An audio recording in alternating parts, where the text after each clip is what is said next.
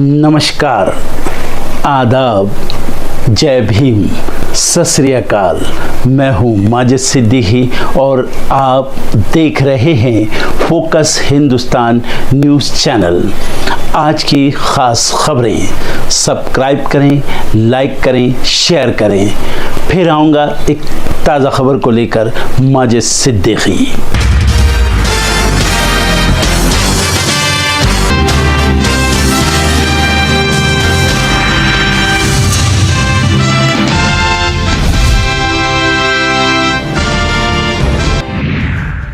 शीतकालीन पर्यटन को प्रोत्साहन देने के लिए पीएम मोदी का उत्तरकाशी दौरा, मुखवा में करेंगे पूजा अर्चना। अरविंद केजरीवाल को जेड कैटेगरी सुरक्षा मिलती रहेगी, वीआईपी सिक्योरिटी रिव्यू के बाद गृह मंत्रालय का फैसला। औरंगजेब विवाद की चुनावी राज्य बिहार में भी entry, JDU MLC Khalid Anwar बोले नहीं थे जालिम, बीजेपी ने की एक्शन की मांग। चुनावी हार के बाद कांग्रेस की बैठक, 4 महीने बाद कांग्रेस ने हरियाणा के नेताओं की बुलाई बैठक। संभल में बन रही 3 पुलिस चौकियां, पिछले साल हुआ था बवाल। बिहार में 25,000 से ज्यादा किसानों के लिए सरकार की घोषणा, पीएम फसल बीमा योजना के तहत मिलेंगे 172 करोड़ रुपए। बबर खालसा का कथित आतंकी यूपी के कौशाम्बी से गिरफ्तार, उत्तर प्रदेश और पंजाब पुलिस का ज्वाइंट ऑपरेशन।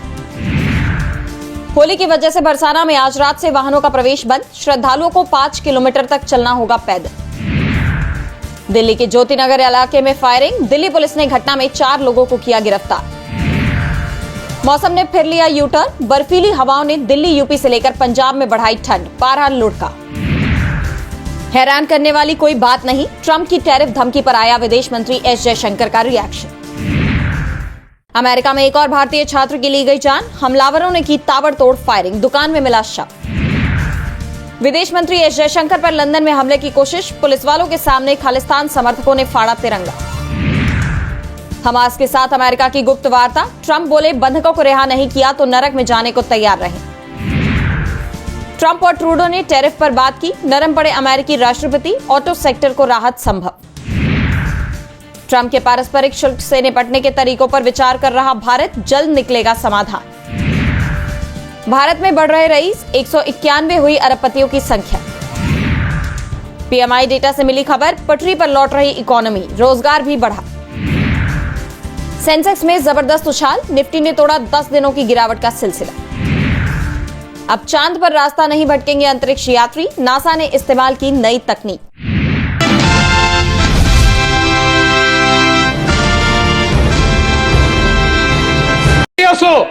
जो महाराजांचा, छत्रपती शिवाजी महाराजांचा आणि छत्रपती संभाजी महाराजांचा अपमान करेल, कोणी असो त्याला सोडलं जाणार नाही, सोडलं जाणार नाही। असं आहे, एक लक्षात ठेवा, समजा काही न्यायालयाने निर्णय दिले असले तर वरच्या न्यायालयात जाऊ, पण सोडणार नाही। असं आता मी 15 मिनिटापूर्वी नागपूर सीपीशी बोललो, मोबाईल जप्त होतो कोरटकरांचा आणि कोरटकर सापडत नाही, कोणते प्रकार आहे? मग सरकार जर बोलतं तर तसं करून दाखवावं सरकारने।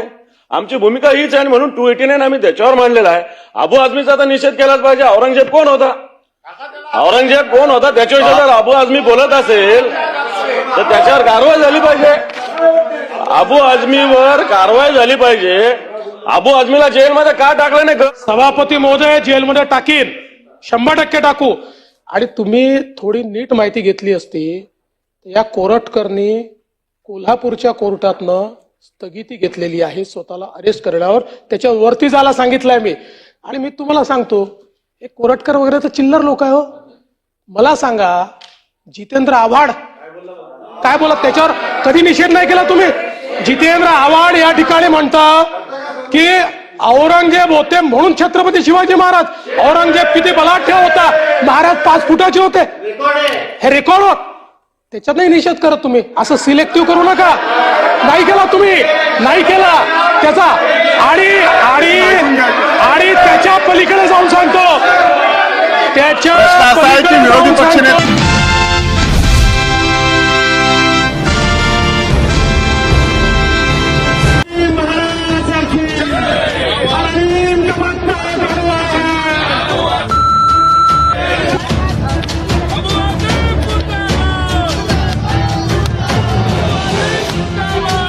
गलत हिस्ट्री दिखाई जा रही है। औरंगजेब रहमतुल्लाह अलैह ने बहुत सारी मंदिरें बनवाई हैं, बिल्कुल पुरुष शासन नहीं मानता।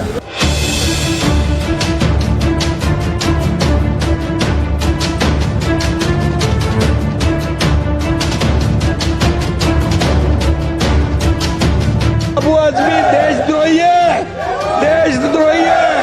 आणि म्हणून या देशद्रोहाला या सभागृहामध्ये बसण्याचा अधिकार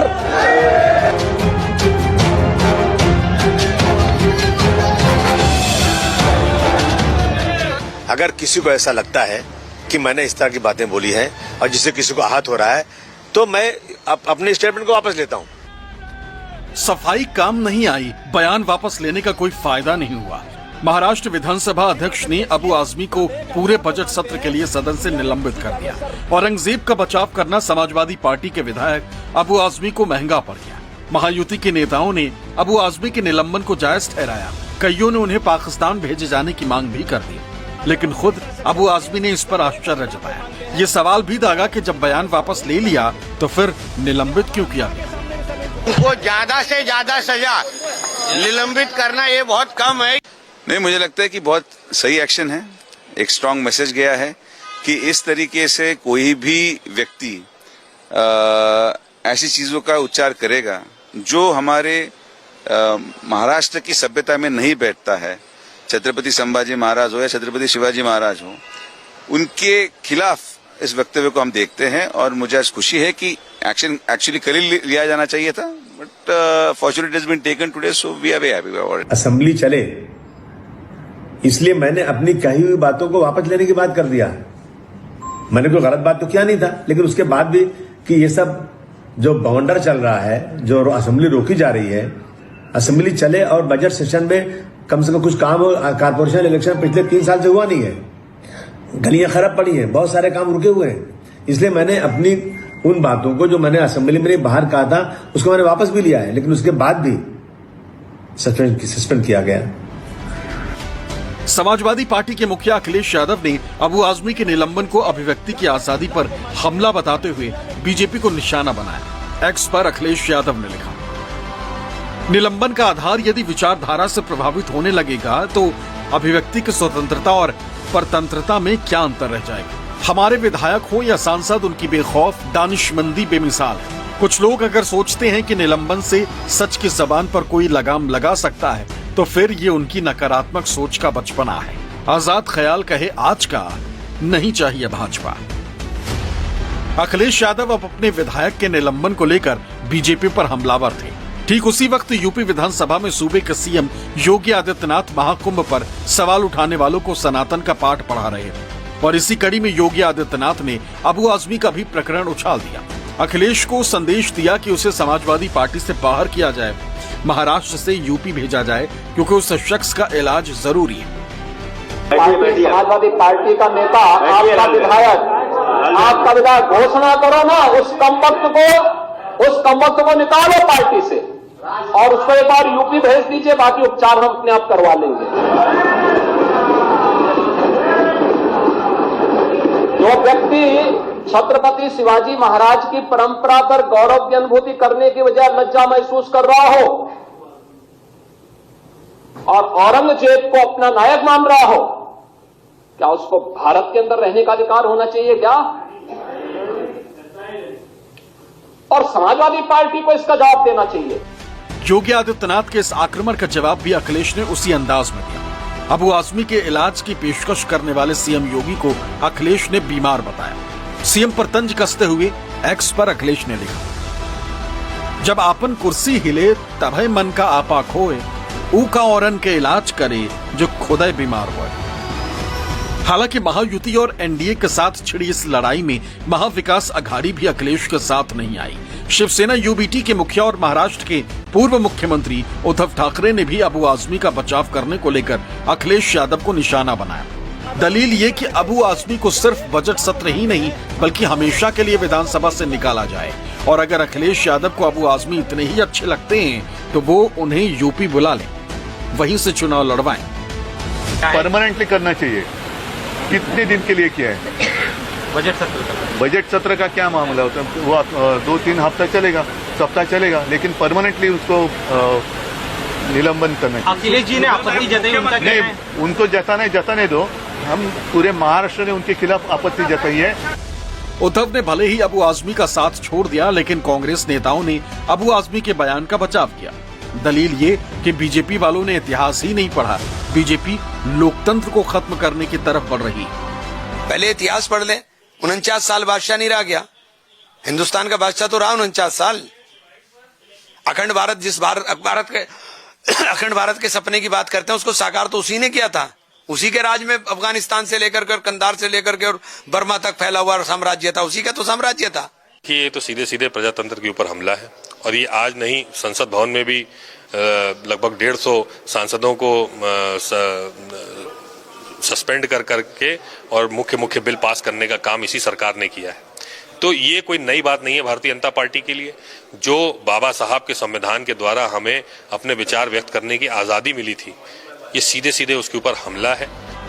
महायुति के विधायक जब अबू आजमी को निशाना बना रहे थे, उसी वक्त महाविकास अघाड़ी के विधायकों की टोली छत्रपति शिवाजी महाराज पर कथित टिप्पणी के लिए प्रशांत कोराटकर की गिरफ्तारी की मांग बुलंद कर रही थी। विधानसभा के बाहर प्रदर्शन कर रहे शरद पवार के एनसीपी के विधायक जितेंद्र आव्हाड ने आरोप लगाया कि उन्होंने इतिहासकार इंद्रजीत सावंत को फोन पर गालियां दी, जान से मारने की धमकी दी। छत्रपति शिवाजी महाराज और छत्रपति संभाजी महाराज के बारे में भी आपत्तिजनक टिप्पणी की, ठीक वैसे ही जैसे महाराष्ट्र के पूर्व राज्यपाल भगत सिंह कोश्यारी ने की थी। Not about the opposition. It is let's talk about the dirty game of the ruling party.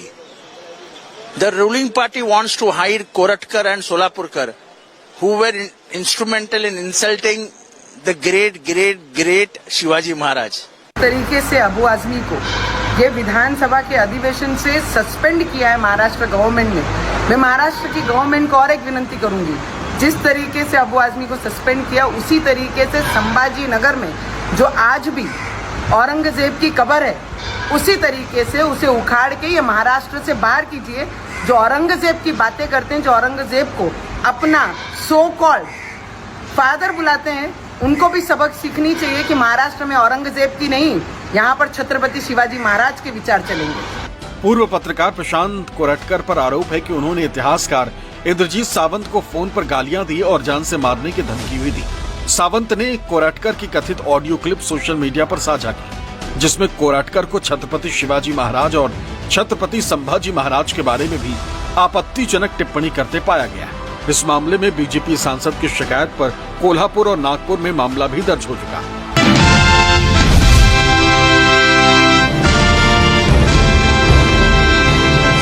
Retirement का उम्र क्या होता है? 60 साल। तो हमको 75 साल का मुख्यमंत्री चाहिए। बताइए, 75 साल का मुख्यमंत्री चाहिए। तो जहां युवा सबसे ज्यादा तादाद में रहते हैं, वहां रिटायर्ड और टायर्ड मुख्यमंत्री नहीं चाहिए। लेकिन ये पूरा सरकार जो है बीमार हो चुका है। 534 प्रखंड है बिहार में, लगभग 400 प्रखंडों में डिग्री कॉलेज नहीं है। 83% नौजवान गांव के बेरोजगार।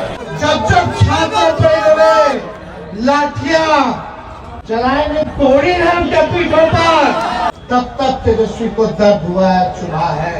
नौकरी चाहिए, रोजगार चाहिए, तो सत्ता परिवर्तन करना होगा।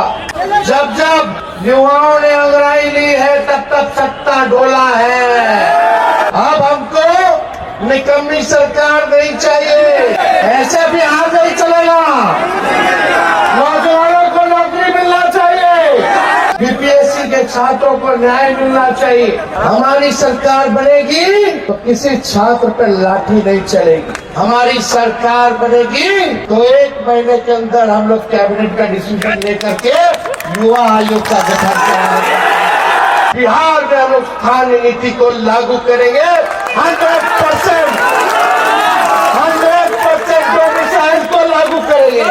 हमारी सरकार बनेगी तो फॉर्म का पैसा नहीं देना होगा।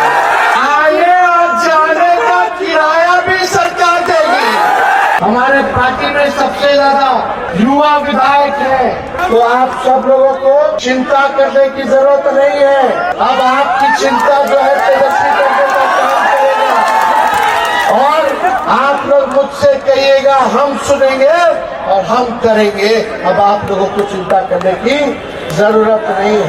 युवाओं ने पुकारा, बदलाव ये सरकार पुकारा। जो कलम उस बिहार का भविष्य जो लिखेगा, उस कलम का नाम युवा है।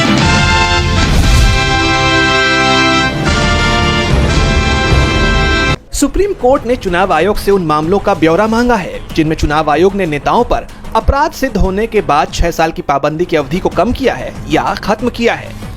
गौरतलब है कि जन प्रतिनिधित्व कानून 1951 की धारा 8 में प्रावधान ये है कि 2 साल या उससे ज्यादा की सजा होने पर 6 साल तक चुनाव नहीं लड़ा जा सकता, भले ही फिर प्रत्याशी को जमानत मिल गई हो या फैसले के खिलाफ ऊपरी कोर्ट में मामला चल रहा हो। अगर किसी को ऊपरी अदालत से भी सजा हो जाती है तो सजा की अवधि पूरी होने के 6 साल बाद तक चुनाव लड़ने पर पाबंदी होती है। इसी कानून की धारा 11 के तहत चुनाव आयोग के पास अधिकार है कि वो किसी मामले में इस अवधि को कम कर सकता है या पूरी तरह से हटा सकता है। ऐसा करने पर स्पष्ट कारण दर्ज कराना होगा। सुप्रीम कोर्ट ने ऐसे ही मामलों की सूची 2 हफ्तों के भीतर जमा करने को कहा है। मामले की सुनवाई जस्टिस दीपांकर दत्ता और जस्टिस मनमोहन की बेंच कर रही है। सुप्रीम कोर्ट ने कहा कि मामलों का ब्यौरा मिलने के बाद याचिकाकर्ता 2 हफ्ते के अंदर इस पर अपना जवाब दाखिल कर सकते हैं। वकील अश्विनी उपाध्याय ने 2016 में जनहित याचिका दायर की थी। इसमें जन प्रतिनिधित्व कानून की धारा 8 और 9 को चुनौती दी गई है। याचिका में सांसदों विधायकों के खिलाफ केसों का जल्दी से जल्दी निपटारा करने और दोषी राजनेताओं पर आजीवन प्रतिबंध लगाने की मांग की गई है।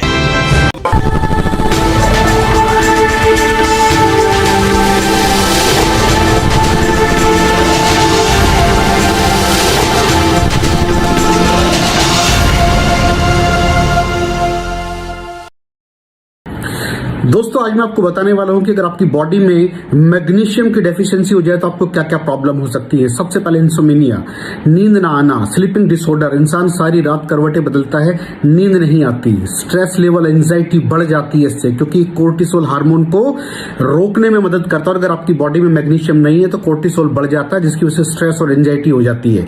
मूड स्विंग्स, इंसान को पता नहीं चलता उसके मूड स्विंग्स होते हैं, थोड़ी थोड़ी देर में गुस्सा आना, थोड़ी थोड़ी देर में चिड़चिड़ापन होना, क्योंकि ये सेरोटोनिन हार्मोन को बढ़ने में मदद करता है। अगर आपकी बॉडी में less magnesium is equal to less serotonin, और सेरोटोनिन हैप्पीनेस का हार्मोन है। अलावा इसके ये फटीग को भी कम करता था। अगर आपकी बॉडी में मिनरल डेफिशिएट है, अगर आपकी बॉडी में मैग्नीशियम नहीं है तो आपको थकावट बहुत जल्दी फील होगी, जरा सा काम करती है आपकी बॉडी थक जाएगी।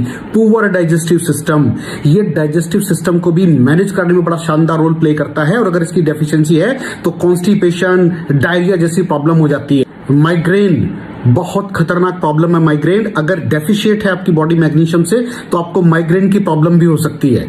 ब्लड प्रेशर, अगर आपकी बॉडी में मैग्नीशियम कम है तो आपको ब्लड प्रेशर की प्रॉब्लम हो सकती है।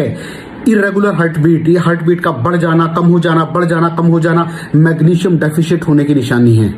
ऑस्टियोपोरोसिस, बोन हेल्थ वीक हो जाती है, क्योंकि आपकी बॉडी का 60% जो मैग्नीशियम है वो आपकी बोन्स के अंदर होता है। अगर आप बाहर से मैग्नीशियम नहीं ले रहे हैं तो आपकी बॉडी जो है वो हड्डियों में से लेना शुरू कर देती है, जिसकी वजह से ऑस्टियोपोरोसिस की प्रॉब्लम भी हो सकती है, आपकी हड्डियां कमजोर हो जाती हैं। और मसल क्रैम्पिंग, मसल क्रैम्प, नस पे नस का चढ़ जाना, मसल्स पे अकड़ जाना, बिल्कुल चलना मुश्किल हो जाता है। तो मसल क्रैम्पिंग भी तभी होती है जब आपकी बॉडी में मैग्नीशियम की डेफिशिएंसी हो। और दोस्त, हमारे यहाँ 90% से ज्यादा लोग मैग्नीशियम डेफिशिएंसी के शिकार हैं। कहां से मिलेगा मैग्नीशियम, कितनी मात्रा में लें, किस क्वालिटी का लें? तो उसका जवाब है वेस्टीज प्राइम CMD। इसके अंदर आपको भरपूर मात्रा में मैग्नीशियम मिलेगा, आपकी सारी प्रॉब्लम सॉल्व हो जाएगी। Thank you so much. दर्शकों, देख लिया आपने हमारे वीडियो को। हमें खुशी होगी कि आपने हमारे न्यूज़ को लाइक किया और दूसरों को शेयर किया। अगर अभी तक हमारे चैनल फोकस हिंदुस्तान को सब्सक्राइब नहीं किया है तो तुरंत सब्सक्राइब करें, कमेंट करें और बेल आइकॉन को प्रेस करें। हम हाजिर हैं खबर के लिए।